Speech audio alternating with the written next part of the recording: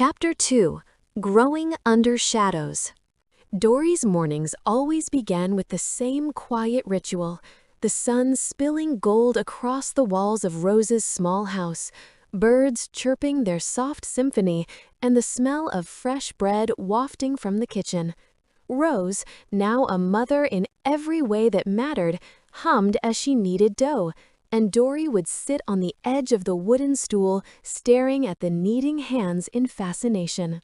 Even as a child, Dory had eyes that noticed everything: the way the sunlight danced on the kitchen tiles, the curve of a flower petal, the rhythm of Rose's hum. She was quiet, observant, and endlessly curious. Her world with Rose was full of love, yet something always felt different. Dory noticed how Rose would sometimes pause, staring at her as if weighing every word she spoke. She noticed the whispered conversations Rose would have with her husband late at night, always stopping when Dory approached.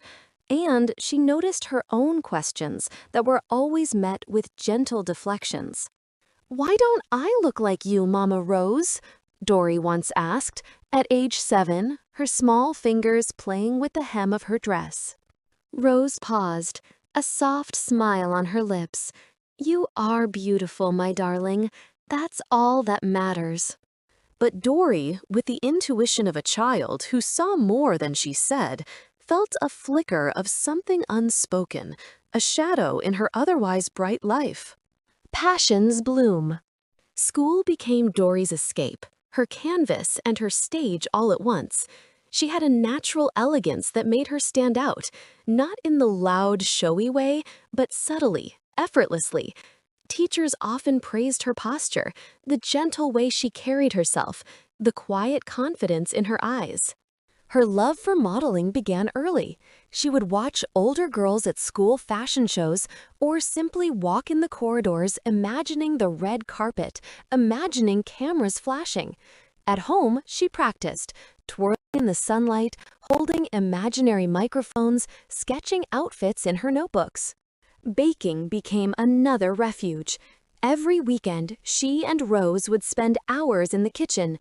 Dory loved measuring flour, cracking eggs, and watching sugar melt into golden caramel. It was a world she could control, where her creativity was celebrated, where her failures were just lessons and her successes were small victories that made her heart swell.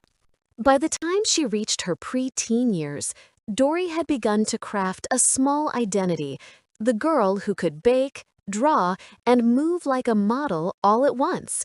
Yet she remained humble, her confidence quiet, almost hidden behind her chocolate brown eyes and soft smile. Shadows lurking. Even in this happiness, subtle shadows crept. Dory would sometimes ask about her real mother, about her father, about why she sometimes felt a sadness she couldn't name. Rose answered carefully, deflecting with warmth. "Your life is full of love, Dory. That's what matters," Rose would say, brushing a strand of hair from Dory's face. But children notice more than adults think. Dory noticed the photographs in Rose's house that never included Jane, the letters Rose never read aloud, and the quiet sighs Rose would release when Dory slept. At times, she felt a hollow ache, like a piece of herself was missing, and no amount of modeling practice or sugar-sweet cupcakes could fill it. She would sit by the window, watching other families laugh together, holding her dolls close, whispering, "Do I have another family somewhere?" Innocence and curiosity. Yet, for every shadow, there was light. Dory laughed freely, her giggles echoing through the corridors when she and her friends raced to class. She played, she dreamed, she imagined herself on runways in Paris or opening a bakery filled with cupcakes the size of her hands. Her friends adored her, not just for her beauty, but for her kindness, for the way she would share her baked treats with anyone who had none, for the gentle way she listened. She was innocent, yet wise beyond her years. She observed patterns, she noticed moods, she felt emotions more deeply than most. And even though she couldn't put words to it yet, she knew something about her life was different. There were whispers in the village, sometimes a glance from a stranger, sometimes a comment from a teacher. "You remind me of someone." Dory would tilt her head, puzzled, but never ask more. For now, she clung to the only world she knew, a world of love from Rose, flower-dusted hands, and a heart full of dreams. Small victories, big dreams. One afternoon, she stayed behind after school to help Rose bake for the village market. The smell of sugar, chocolate, and fresh bread enveloped her senses. "Today, we'll make something special," Rose said. Dory's eyes lit up.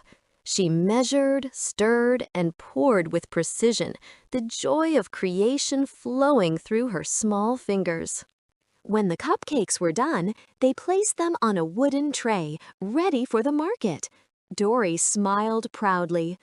"Do you think people will like them?" Rose nodded, brushing flour from her daughter's cheek. "They'll love them, Dory, just like they'll love whatever you do in life. Remember, your heart is powerful. Let it guide you." Dory's gaze lingered on the cupcakes, on the rising dough, on the golden brown edges. She imagined herself one day owning a bakery, maybe even traveling, baking, modeling, and living a life full of colors she couldn't yet name. And yet, the shadow lingered, a whisper in her mind, a question unanswered. Why do I feel like I'm missing something? The quiet realization. By the time Dory was entering her teenage years, she had become a girl of contrasts, bright, talented, beloved by her peers, yet carrying an invisible weight. She laughed easily, but sometimes her smiles didn't reach her eyes. She dreamed big, yet wondered if the world held truths she wasn't meant to know.